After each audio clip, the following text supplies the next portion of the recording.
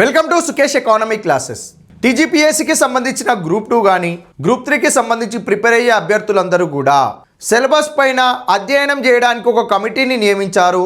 ఈ committee report ఇవ్వలేదు. Group 2కి సంబంధించి గ్రూప్ 3కి సంబంధించిన సిలబస్లో ఏమైనా మార్పులు చేర్పులు ఉంటాయా అనే క్వశ్చన్ మార్క్ ప్రతి అభ్యర్థికి అలానే ఉంది. ఈ సిలబస్ కమిటీ రిపోర్ట్ ఇచ్చేంత వరకు కూడా చదవము అనే సందిగ్ధంలో ఉన్న వాళ్ళు కూడా కొద్దిమంది ఉన్నారు. సిలబస్ కమిటీ రిపోర్ట్ ఇచ్చిన తర్వాత నోటిఫికేషన్స్కి సంబంధించిన రిక్రూట్మెంట్ ప్రాసెస్ మొదలైతే నోటిఫికేషన్ ఇచ్చిన వెంటనే ప్రిపేర్ అవ్వడానికి నువ్వు సిద్ధంగా ఉన్నావా?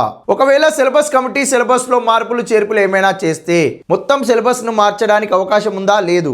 2016 టీజీపీఎస్సీ గ్రూప్ 2కి సంబంధించిన సిలబస్ చూడండి, 2022 గ్రూప్ 2కి సంబంధించిన సిలబస్ చూడండి. ఎకానమీలో కొద్ది మార్పులు ఉన్నాయి. పబ్లిక్ ఫైనాన్స్ అనే టాపిక్ వచ్చింది. ఇంటర్నేషనల్ ట్రేడ్కి సంబంధించిన టాపిక్ అనగా ఫారెన్ ట్రేడ్కి సంబంధించిన టాపిక్ అనేది యాడ్ చేసుకుంటూ వచ్చారు. గతంలో ఉన్న చాప్టర్స్ ఉన్నాయి, ప్రజెంట్ ఉన్న చాప్టర్స్ ఉన్నాయి. ఒకసారి కంపేర్ చేసి చూడండి. 90% సిలబస్ సేమ్ ఉంటుంది. ఇంకేమైనా యాడ్ చేసే అవకాశం ఉంటుంది తప్ప తీసివేయడానికి అవకాశాలు లేవు. ఎకానమీకి సంబంధించి మనం ప్రత్యేకంగా చూస్తే మార్చడానికి అవకాశం ఉన్న అంశాలు మ్యాక్సిమంగా లేవు. ఏమైనా 1-2 అంశాలు ప్రాంతీయ అసమానతలు, అభివృద్ధి స్థానభ్రంశము, సోషల్ డెవలప్మెంట్ లాంటి టాపిక్లను ఏమైనా వేరే టాపిక్లో భాగంగా ఇస్తారా లేకుంటే అందులోనే కొనసాగిస్తారా అనేది చూడాలి. కానీ ఫస్ట్ పార్ట్లో మనకున్న చాప్టర్స్ అన్నీ కూడా యాస్టీస్ ఉంటాయి. తెలంగాణ ఎకానమీ అలాగే ఉంటుంది.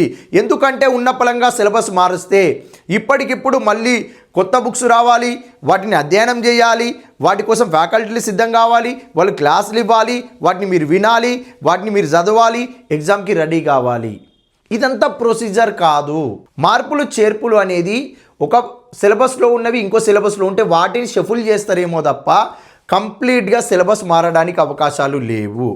టీజీపీఎస్సీ సిలబస్ కమిటీ అనేది కాలయాపన చేయడం కోసమే వచ్చింది. కాబట్టి మన ప్రిపరేషన్ని సిలబస్ కమిటీ పైన కాన్సన్ట్రేట్ చేయకుండా ఉన్నది చదువుకుంటే మీరు చదివినయే సిలబస్లో ఉంటాయి, కానీ అవి ఏ పేపర్లో ఉంటాయి అనే దానికే క్వశ్చన్ మార్క్ అంతే. మీరు తప్పకుండా ప్రతి అంశాన్ని చదివే ప్రయత్నం చేయండి. మీరు వెయిట్ చేయకండి, లేట్ చేయకండి. కాంపిటేటివ్ ఫీల్డ్లో ప్రతిరోజు నిరంతర సాధన చేయాల్సిందే. Thank you.